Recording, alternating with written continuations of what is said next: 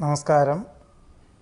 ഈ ആഴ്ചയിൽ അശ്വതി നക്ഷത്രത്തിൽ ജനിച്ചവർക്ക് തൊഴിൽപരമായിട്ടും ഔദ്യോഗികമായും അനുകൂലമായ സാഹചര്യം വന്നു ചേരും. അതായത് ഉദ്യോഗത്തിൽ സ്ഥാനക്കയറ്റം ലഭിക്കുവാനിടയുണ്ട്.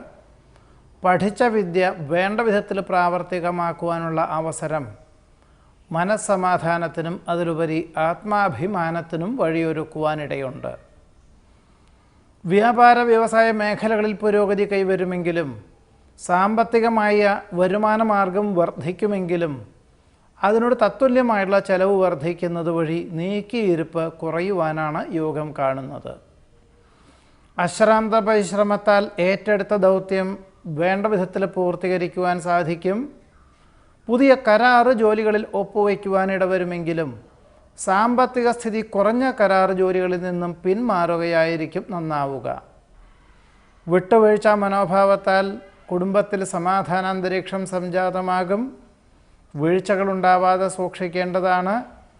നിരവധി കാര്യങ്ങൾ ഏറ്റെടുക്കുന്നതിനാൽ ചിലതൊക്കെ മറന്നു പോകുവാനും യോഗമുണ്ട്. ഭരണ സംവിധാനത്തിലെ അപാകതകൾ വേണ്ട വിധത്തിൽ പരിഹരിക്കുവാൻ സാധിക്കുന്നത് വഴി മേലധികാരികളിൽ നിന്നും അനുമോദനങ്ങൾ കേൾക്കുവാനിടവരും. സംഭവ ബഹുലമായുള്ള വിഷയങ്ങളെ അഭിമുഖീകരിക്കേണ്ടതായ സാഹചര്യവും ഉണ്ടായിത്തീരും. സഹപ്രവർത്തകരോടൊപ്പമോ ബന്ധുക്കളോടൊപ്പമോ വിശേഷപ്പെട്ട അവസരങ്ങളിൽ പങ്കെടുക്കുവാനും ആരാധനാലയത്തിലെ ഉത്സവാഘോഷങ്ങളിൽ പങ്കെടുക്കുവാനും ഇടയുണ്ട്. അശ്വതി നക്ഷത്രം ജനിച്ചവരുടെ ഈ ആഴ്ചയിലെ ഫലങ്ങളാണ് പറഞ്ഞത്. നമസ്കാരം.